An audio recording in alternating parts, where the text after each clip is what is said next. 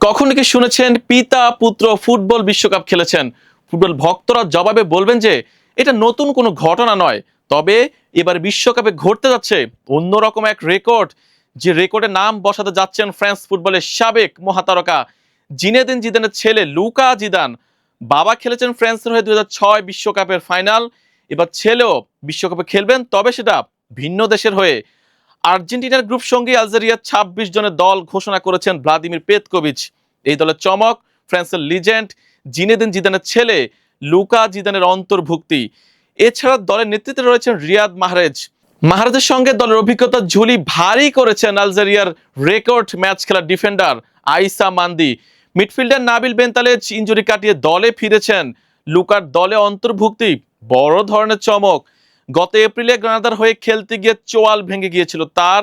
গত অক্টোবরে অভিষেকের পর 28 বছর বয়সী গোলকিপার ছয়টি ম্যাচ খেলেছেন।